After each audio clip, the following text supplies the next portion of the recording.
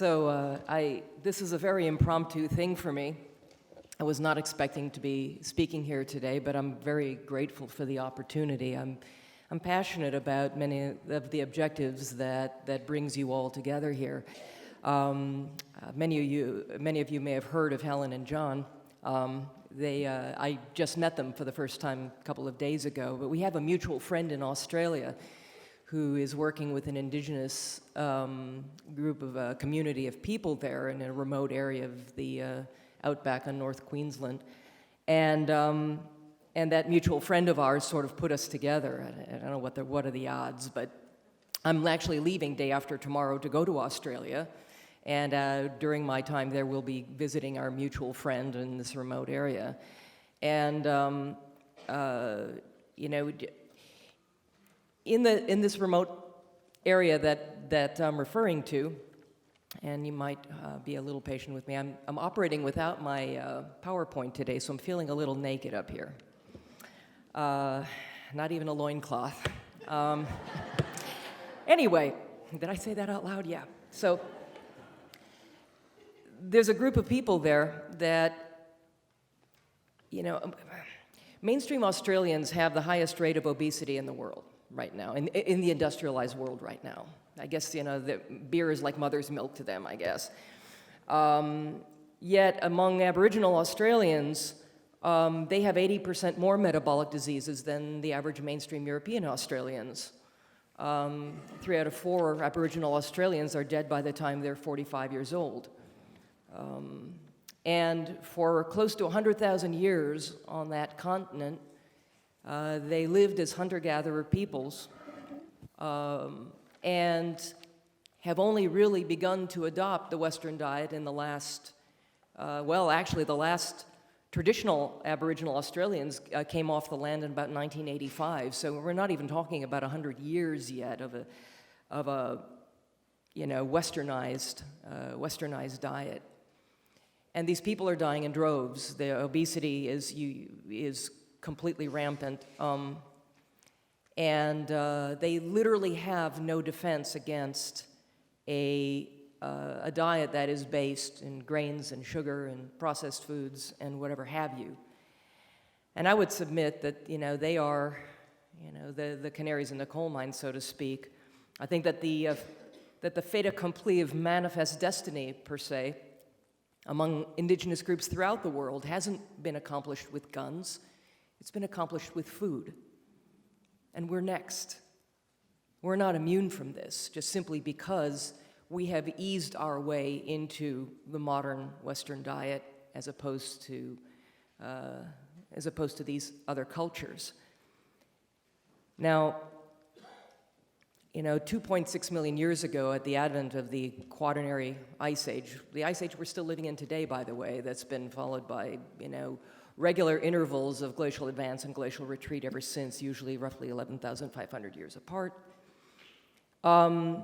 We began evolving as a hominid species. Around 2 million years ago, it's been recently verified through anthropologic and paleoanthropologic research, we adopted a primarily hunting economy, which means that we got our primary nourishment from animal source foods of all different types, not just meat, but fish and eggs and insects and all kinds of things. And it wasn't until, for 100,000 generations, we existed and thrived and lived sustainably as hunter-gatherers. Until about 10,000 years ago, when the strangest thing happened. The Ice Age came to a very abrupt end. The megafauna that we relied upon throughout the entirety of the Pleistocene period, during the entirety of that Quaternary Ice Age, suddenly ceased to exist. And we stumbled upon the idea that we could cultivate something called grains as a way of creating, something that might be a little easier. And we went from a nutrient-dense diet that was roughly 90% animal source foods and fats and whatever, supplemented with plant materials as available or as climatically, allowable, to suddenly a diet that was relying upon grains instead. And, a lot of people like to comment on the idea that somehow we Yeah, we only lived 30 or 40 years in those days, so we didn't live long enough to develop the diseases of modern civilization. Well, the fact is that the primary cause of death in hunter-gatherer populations was really accident and infection. And if we managed to outlive those things, these average ages of mortality really took into account also infant mortality and, as well, which was also high. And if you manage to circumvent all those things, you got a chance to live as long as we do today, but without the metabolic diseases identified in our modern society. 10,000 years ago, roughly, in ancient Sumeria, we adopted this thing called agriculture. And immediately, our life expectancy was cut in half. We began developing metabolic diseases for the first time in our evolutionary history. We began developing deficiency diseases. We went from a workday of maybe 3 hours, you hunt, you gather, and you're done, to 8 hours of backbreaking labor in the fields. And this also opened the door not just to more modern day diseases, but to this little convenient thing called ruling class hierarchies. It allowed for the concentration of large populations of people, and rather than living, in the sort of more cooperative environment of a tribal setting or hunter-gatherer family group or whatever, suddenly we're living in the large societies where there's more class division. And over time, we've only been using agriculture as a dominant food source now for less than 500 generations or so. More than 99.99% of all our genetic material was formed before the development of agriculture. And we are paying a price for that. And now, of course, with the advent of the industrialization, less than 13 generations ago, then we've taken and industrialized our food supply further. But it's very, very clear that even the early adoption of agriculture cost us dearly in terms of our health, in terms of, diseases of deficiency and skeletal abnormalities and dental occlusions and all kinds of things. Any paleoanthropologist can look at a skeleton and tell you whether that was a pre- or post-agricultural human based on the health of that skeleton. That's just the way it is. So, fast forward to where we are now, and I'd say the great myth of the globalized, multinational corporate world is that agriculture is going to somehow save us. And I can tell you that human populations didn't start exploding, and the planet did not begin to deteriorate until we adopted agriculture, and it's not moving in a better direction with increased agricultural production. Of course, monoculture agriculture is the major culprit for this, and also the way in which monoculture agriculture is co-opted now, the way we raise animals for food, in a way that is completely corrupt and broken and isn't even natural for those animals.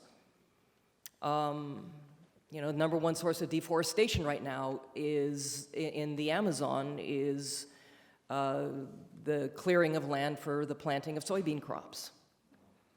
And of course, with the advent of GMOs, we're really rapidly careening toward the island of Dr. Moreau here. But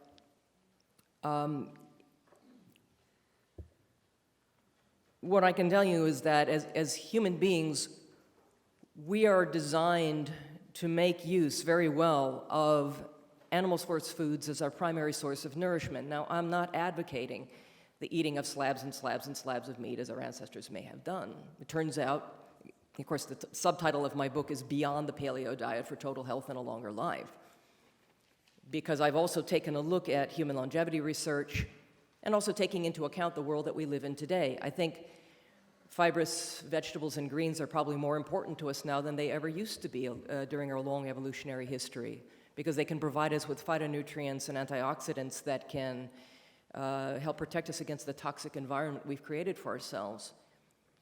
But the kind of food and eating that I am talking about is really kind of going back to what our indigenous ancestors knew all along and what they understood all along, and the kind of foods that they ate all along. foods that were raised in their own natural environments sustainably, that lived in their own natural environments sustainably, and the harvesting of only what was needed off of the land for their own sustenance. And everything at once upon a time was organic and free range, right? And what I advocate for, we are ill-suited to a diet that is based on carbohydrates. Of the three major macronutrients, proteins, fats, and carbohydrates, the only macronutrient for which there is no established human dietary requirement in any medical textbook or textbook of human physiology anywhere is carbohydrate. We can manufacture all the glucose we need from a combination of protein and fat in our diets. And we can do this very, very well and very, very easily. And we have no defense against this, the tidal waves of insulin we're generating with the consumption of a grain-based diet. And of course, what is the US Department of Agriculture's admonition? That we all eat 6 to 11 servings of grains a day. Well, good, that's great for them. But no human people group in the history of the human species has ever eaten a diet remotely resembling what the US Department of Agriculture's, no conflict of interest there, right? Food pyramid suggests as optimal. And we buy into this with the well-intentioned idea that, well, yes, plant-based foods will save the world. Well, plant-based foods have not saved the world. They're operating in the opposite direction. Now, mind you, I think that I'm not bad-mouthing all agriculture. I think what we need to be doing is exactly what our ancestors did. We need to be getting our foods from animals and plants that have been sustainably raised, preferably locally, eating the animal foods raised, eating what is natural to them, living out in fresh air and sunshine in humane and healthy environment, and getting to know our local farmers and our ranchers and redeveloping that firsthand knowing of where our food comes from. And by minimizing the consumption of sugar and starch, which are giving us the metabolic diseases we are struggling with. And I can tell you, too, the number 3 cause of morbidity and mortality in the industrialized world right now is autoimmune disease, right behind cancer and heart disease. And we know that grains are either an initiating or exacerbating factor in all of those. And by the way, we're not becoming more adapted to these foods as time goes on, we're becoming less adapted. There's been a 400% increase in celiac disease in just the last 50 years alone. And all of this is cited. I have citations for all of this in my book, but okay, 2 minutes, yikes. Hope somebody has a big hook. So anyway, that if what I'm advocating as an approach to things, which by the way is basically a form of modified caloric restriction in a manner of speaking, the minimization of the consumption of sugar and starch, the moderation of our protein intake. We don't need to consume more than we absolutely need, and nobody needs more than 6 or 7 ounces of complete protein a day. We have a lot of rich requirements for many of the fat-soluble nutrients that come in animal-sourced foods and can only be gotten in animal-sourced foods. Retinol, vitamin A, only comes in animal-sourced foods. Beta-carotene is not vitamin A. Vitamin K2 is only gotten in animal-sourced foods. Can't get that from eating kale or whatever, where vitamin K1 is found. So moderating the protein and then eating as much natural, healthy, clean dietary fat as you need to in order to satisfy, and from a variety of sources, so you're getting all the essential fatty acids in from, as you need to in order to satisfy your appetite. And this ends up actually being a moderately low caloric diet, even though the majority of the calories are probably coming from fat. But this is also pretty natural to our makeup. Our brain and nervous system is made of fat. We need that. By adopting this way of doing things from the most natural possible sources, I can tell you that the result is basically making multinational corporate interests, Monsanto, food industry, whatever, completely irrelevant. And that, I think, is the best approach to this. is rather than battling these people, well, we still need to battle them in courts. We need to get GMO labeling, for crying out loud. We need to get this stuff out of our food supply completely. And we still need to fight toward those ends. But for our own health and well-being, which none of us has the, has the wiggle room to compromise, by, a carbohydrate-based diet basically is, there's barely a multinational corporation anywhere on earth that wouldn't be invested in every man, woman, and child everywhere in the world being dependent on a carbohydrate-based diet as a primary source of food, because it's incredibly cheap to produce, it's highly profitable, and it keeps you perpetually hungry. You're living on kindling as opposed to logs on your metabolic fire. And, if you look at the animals that are designed to eat a carbohydrate-based diet, even though they're not getting their primary calories from carbohydrates, they're getting them from fat. You have to be eating pretty well constantly. Their faces are in the bushes, they're in the trees, they're in the whatever, the grass. And you might ask yourself who benefits and profits from a whole world that's eating this way. So in closing, I thank you very much for giving me the opportunity to throw these ideas out there that I realize may be a little shocking to some of you. I assure you I am passionate about the same objectives that many of you came here today with, and hope you'll suspend disbelief long enough to take a closer look at what I've talked about. So thank you.